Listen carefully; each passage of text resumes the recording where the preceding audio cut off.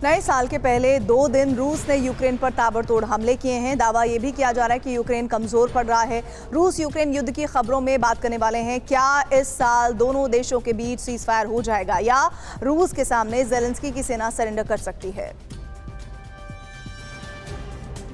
नए साल में लगातार दूसरे दिन रूस ने यूक्रेन के मिलिट्री एयरफील्ड पर बड़ा हमला किया है। यूक्रेन के एनर्जी इंफ्रास्ट्रक्चर को हमले से काफी नुकसान हुआ है। रूसी हमले में यूक्रेन का ड्रोन बोट साइट तबाह हो गया। नए साल पर रूस ने यूक्रेन पर ताबड़तोड़ अटैक किए हैं। रूस ने डोनेस्क में कोराखोव फ्रंट पर यूक्रेनी ठिकानों को निशाना बनाया। रूसी हमले से डोनेस्क में यूक्रेन के सैन्य बेस तबाह होने का दावा किया जा रहा है। रूस ने नए साल पर यूक्रेन की राजधानी कीव पर हमला किया है।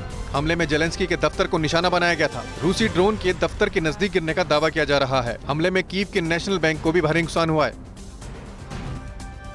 यूक्रेन के ज़पोरिज़िया में भी रूस ने भीषण एयर स्ट्राइक की है। ज़पोरिज़िया में यूक्रेनी ठिकानों पर रूस ने एरियल बम गिराए हैं। रूसी बमबारी यूक्रेन का मिलिट्री बेस तबाह होने की खबर है। रूस के कुर्स्क में यूक्रेनी सैनिकों पर सुसाइड ड्रोन से अटैक होने की खबर आई है। यूक्रेन की सेना काफी दिनों से कुर्स्क में मौजूद है। रूस लगातार अपना इलाका खाली कराने की कोशिश कर रहा है। हमले में कई यूक्रेनी सैनिकों के मारे जाने की बात कही जा रही है।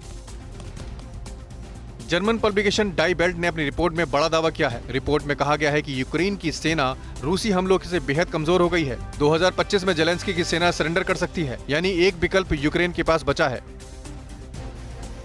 यूक्रेनी राजनायक इगोर ने युद्ध को लेकर बड़ा दावा किया है। इगोर का कहना है कि 20 जनवरी के बाद रूस यूक्रेन जंग में सीज फायर की उम्मीद है। समझौते पर पुतिन जेलेंस्की की जगह सैन्य कमांडर हस्ताक्षर कर सकते हैं। गौरतलब है कि 20 जनवरी को अमेरिका में ट्रंप राष्ट्रपति पद की शपथ लेंगे।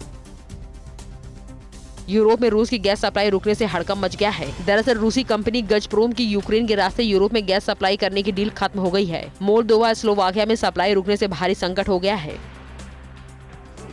यूक्रेन के लवीव में यहूदियों के प्रतीक मेनाराह पर हमले करके उसे बुझा दिया गया है। ये हमला उस समय हुआ जब हिटलर के साथी स्टीफन बंडेरा की याद में जुलूस निकाला जा रहा था। बंडेरा पर बड़ी संख्या में यहूदियों और रूसियों को मारने का आरोप है।